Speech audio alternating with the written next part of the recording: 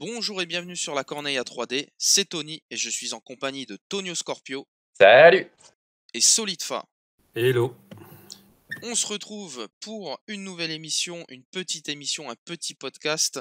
Oui, ça va vite sur la chaîne, hein, on a pas mal d'infos ces derniers temps. Donc après les nouvelles unités Martel, on a eu droit à deux nouvelles unités, une pour les Stark et une pour les Free Folk. Donc on va les décortiquer ensemble. La première, on va voir l'unité Stark. Donc l'unité Stark, ce sont les Kranogman Bog Devils. Donc c'est une unité qui va coûter 7 points. Alors en statistique, on a un 6 en mouvement, elle va toucher sur du 3+, elle va avoir 7, 5, 4 sur ses rangs d'attaque, elle va avoir un petit 5 d'armure, un 5 en morale, qui est plutôt bon, et elle va avoir des capacités, donc des ordres, le Scout Openings, qu'on connaît sur Jorah notamment, également maintenant sur les Sand Skirmishers en martel. Donc vous allez pouvoir au début d'un tour ami cibler un ennemi à longue portée, et jusqu'à la fin du tour, toutes les attaques amies que vous ferez contre cet ennemi, vous pourrez relancer vos dés d'attaque et vous gagnerez le mot-clé précision. Et un second ordre, Swift Retreat, qui avait déjà sur les Kranogman Trackers. Donc cet ordre-là, après qu'un ennemi a terminé une attaque de mêlée sur votre unité, vous pouvez effectuer une action de retraite. Et en plus de ça, donc les tridents empoisonnés, donc une autre capa pour l'attaque. Donc à chaque fois que vous attaquez avec cette unité, avant votre jet d'attaque, vous pouvez choisir une option. La première option, c'est le défenseur va devenir affaibli.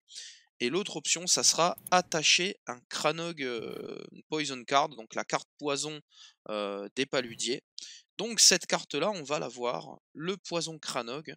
Donc à chaque fois, donc vous attachez cette carte et à chaque fois que l'ennemi qui est empoisonné va effectuer une action, avant de résoudre cette action, il prendra une blessure, plus une blessure, s'il a n'importe quelle condition token sur lui. Donc il peut avoir un affaibli, vulnérable, etc.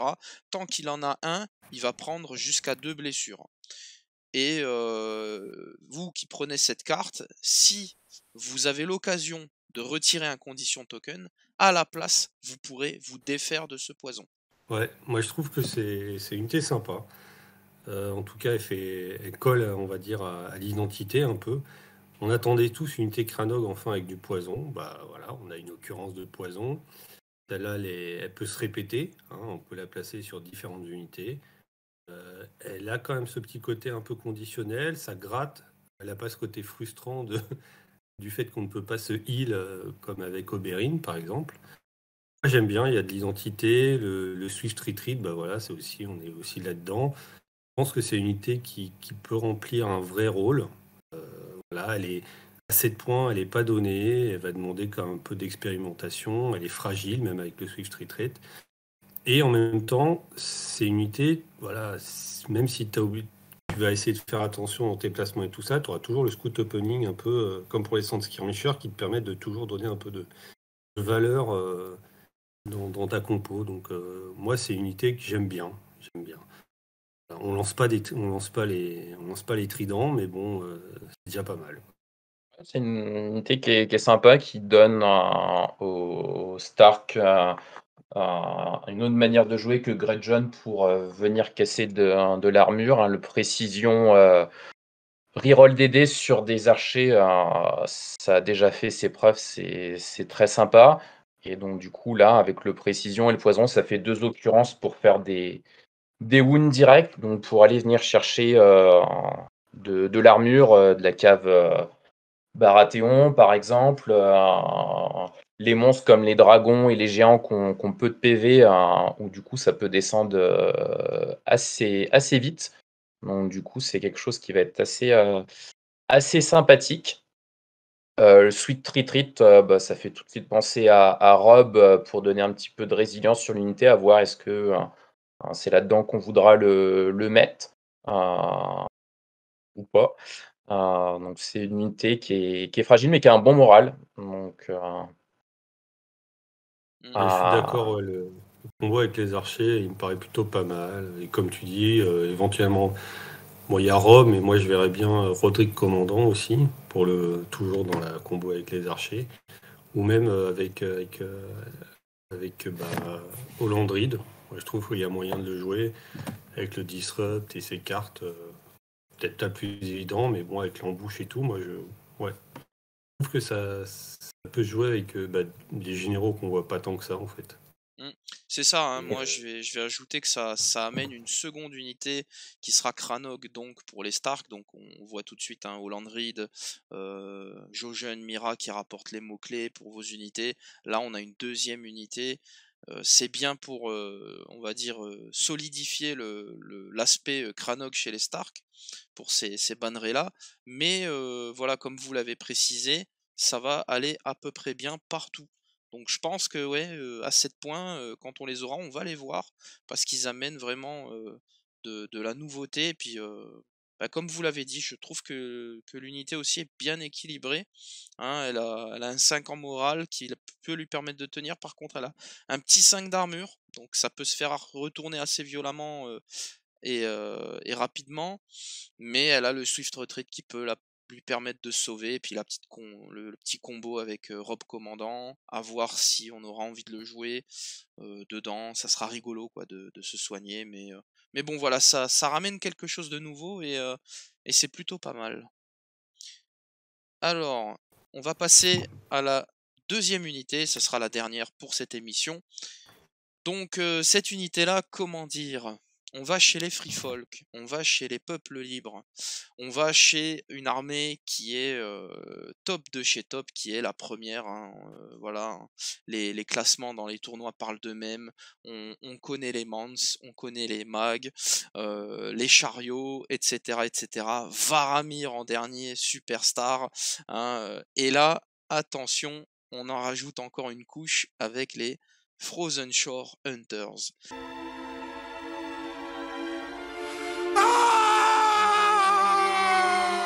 Donc les chasseurs de la grève gelée.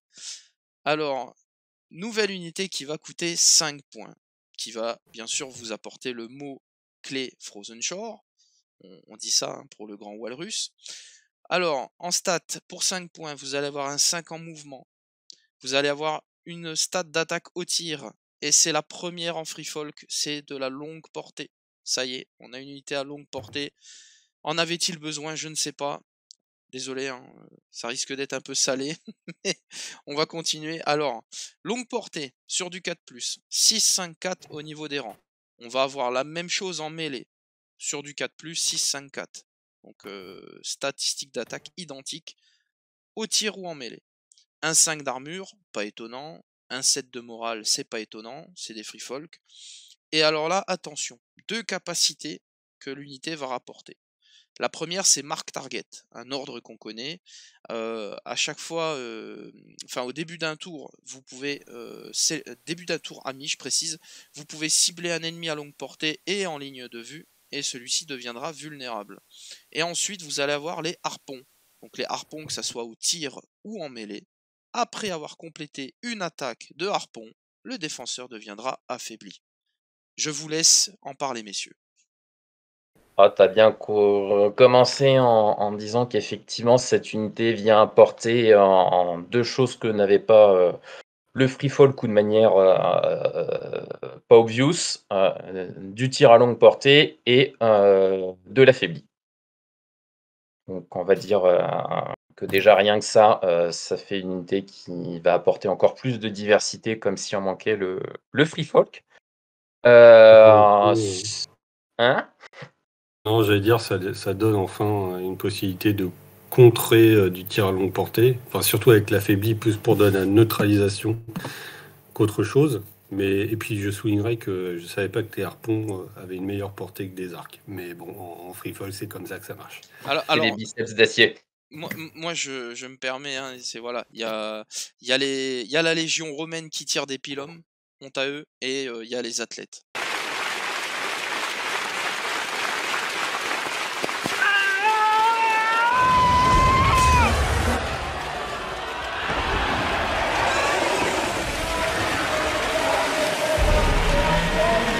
Voilà.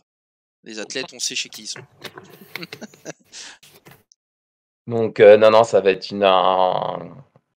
une bonne unité. Il y a des petits combos qui vont être assez sympas à faire. Alors, c'est pas forcément dans ce qu'elle est plus jouée, mais un petit coordination tactique avec les Spearwise pour pouvoir faire le tir et la charge derrière.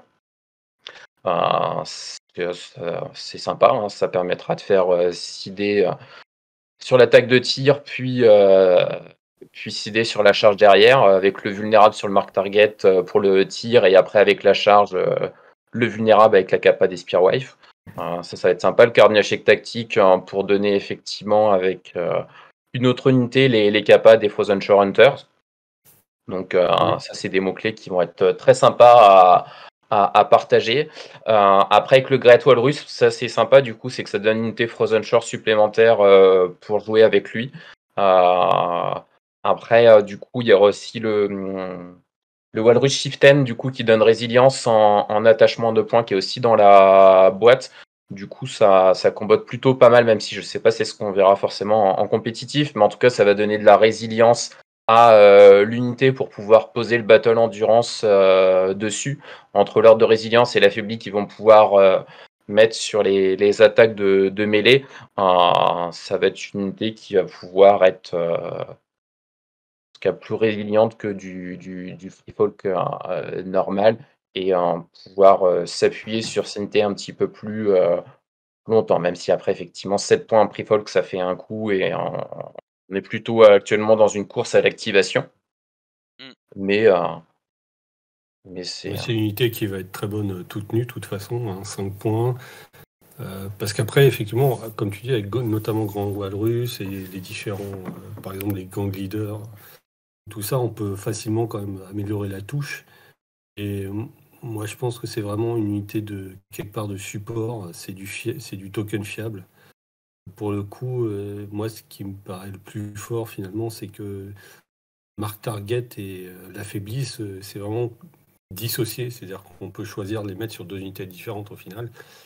Il n'y a pas de test Warcry parce que bon, on a beau avoir Tormund, on peut toujours rater son jet de morale. Voilà, on peut vraiment choisir. En plus, l'affaibli, c'est quelque chose, comme on a dit, qui était très peu présent chez le Free Fall. Donc, ouais, la valeur ajoutée de l'unité dans tout ce qui apporte finalement de synergie, aussi de capacité à contrer certaines unités adverses. Moi, je trouve que c'est vraiment très fort, très très fort pour le prix que c'est. Voilà. C'est vrai que pour le tir à longue portée, hein, souvent le tour 2, si on est amené à pouvoir commencer avec les épées pour pouvoir tirer, si on ne veut pas forcément remplacer par un effet de zone avec un NCU pour le garder pour plus tard, bah, du coup c'est toujours aussi bon à prendre. Donc ça offre encore une option de plus en termes de jeu. Clairement, c'est clair. clairement je pense que le peuple libre peut faire la fête.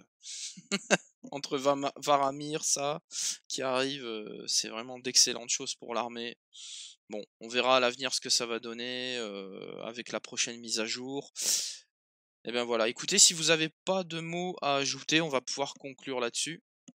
Bon, j'aurais juste dit que quelque part, c'est une unité qui, par rapport au trappeur, va être plus dans de l'appui offensif, quelque part, et par rapport à des trappeurs qui étaient quand même plus défensifs. Et je reprends parce que c'est pas de moi, c'est que le week-end, ça peut aider à jouer des compos qui seraient un peu plus élites, même si, comme l'a dit Tonio, on est quand même plus dans la course à l'activation. Et ça peut permettre de couvrir un peu plus, voilà, certaines unités un peu plus chères et onéreuses et qui parfois pouvaient quand même, étant free folk, quand même se faire barater assez sévère. Là, il y a moyen quand même de les aider, quoi. Clairement. Eh ben, écoutez, on va attendre les prochaines révélations. Je pense que, enfin, j'espère en tout cas qu'on aura les Brazen Beasts bientôt pour les Targaryens, ainsi que les Lysin Sellswords, si je me trompe pas, donc les pirates lysiens en neutre. Donc curieusement, on a eu ces 2 unités-là sur War Council, pas le reste. Attendons, on verra bien. Puis à ce moment-là, on vous refera une petite émission. Eh bien écoutez, moi sur ce, j'espère que ça vous a plu. Je vous dis à très bientôt pour de prochaines vidéos, rapports de bataille, tuto peinture, podcast, etc. etc. Salut, ciao ciao, bye. Salut. Salut.